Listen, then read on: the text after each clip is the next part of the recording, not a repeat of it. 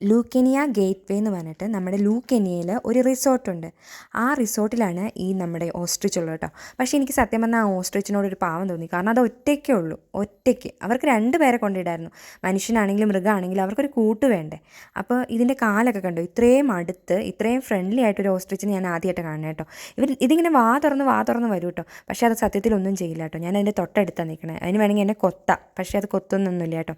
കാലെന്ന് പറഞ്ഞിട്ടുണ്ടെങ്കിൽ ഒരു മെലിഞ്ഞ ഒരു പെൺകുട്ടിയുടെ കാലിന് എത്ര തടി ഉണ്ടാവും, അത്രയൊക്കെ തടിയുണ്ട് കേട്ടോ, തുടയ്ക്കും കാലിനൊക്കെ കൂടെ. താഴത്തോട്ട് അത്ര തടിയില്ല കണ്ടോ. പക്ഷെ നല്ല ഫെദറൊക്കെ ആയിട്ട് അഴുക്ക് പിടിക്കാത്തൊരു ഓസ്ട്രിച്ചാട്ടോ. പിന്നെ ഇത് എമു ആണ്, ഓസ്ട്രേലിയയിൽ നിന്ന് കൊണ്ടുവന്നതാണെന്നാണ് അവർ പറഞ്ഞത്, എമു. അപ്പോൾ എമുവിനെയും ഞാൻ ആദ്യമായിട്ട് കാണുന്നത്. പക്ഷേ ഓസ്ട്രിച്ചിനെ ഞാൻ കുറേ പ്രാവശ്യം കണ്ടിട്ടുണ്ട് കേട്ടോ. എമു ഇത്തിരിയും കൂടെ സൈലൻ്റ് ആണ് കേട്ടോ. അപ്പോൾ പൊഞ്ചിക്ക് പേടിച്ചിട്ട് എമുവിൻ്റെ അടുത്തോട്ട് പോയി നിൽക്കുവാണ് കേട്ടോ. ഓസ്ട്രിച്ച് ആണെങ്കിൽ ഇങ്ങനെ വാ പൊളിച്ചു വന്നതുകൊണ്ട് പൊഞ്ചി വിചാരിക്കുന്ന കൊത്തുമെന്നാണ് കേട്ടോ.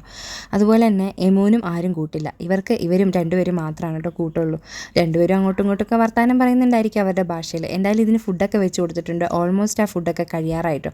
പിന്നെ ഇവിടെ കുറേ ഫെദറൊക്കെ വീണ് കിടപ്പുണ്ട് കേട്ടോ. അതിൽ നിന്ന് ഒരു ഫെദർ എന്തായാലും ഞാൻ എടുത്തിട്ടുണ്ട് ഫോർ ഫെദർ കളക്ഷൻ. പിന്നെ ഞാൻ നിൽക്കുമ്പോൾ തന്നെയാണ് കേട്ടോ അത് പൂപ്പു ചെയ്തത്. പൂപ്പുവാണ് എങ്കിൽ ഒരു ഗോട്ടിൻ്റെ പൂപ്പൂല്ലേ, അതുപോലെയാണ് ഇട്ടിരിക്കുന്നത്. എന്ന് പറഞ്ഞാൽ ആട്ടുംകാട്ടം പോലെയാണ് ഇട്ടിരിക്കുന്നത്. അപ്പം എമു ഭയങ്കര സൈലൻ്റ് ആയിട്ട് നിൽക്കണം കേട്ടോ. അതിന് ഫുഡൊന്നും വേണ്ടെന്ന് തോന്നണം. എന്തായാലും ഇതായിരുന്നു ഞങ്ങളുടെ അവിടുത്തെ എക്സ്പീരിയൻസ്. നല്ല രസമുണ്ടായിരുന്നു കേട്ടോ. അപ്പോൾ നിങ്ങൾക്ക് എൻ്റെ ഈ കൊച്ചു വീഡിയോ ഇഷ്ടപ്പെട്ടെങ്കിൽ ലൈക്ക് ചെയ്യാനും ഷെയർ ചെയ്യാനും സബ്സ്ക്രൈബ് ചെയ്യാനും ഒക്കെ മറക്കരുത്. ഇഷ്ടമായില്ലെങ്കിൽ ഡിസ്ലൈക്ക് ചെയ്യാനും മറക്കരുത്. സുന്ദരി സുന്ദരി സുന്ദരി തലയിൽ കൊത്തല്ലേ.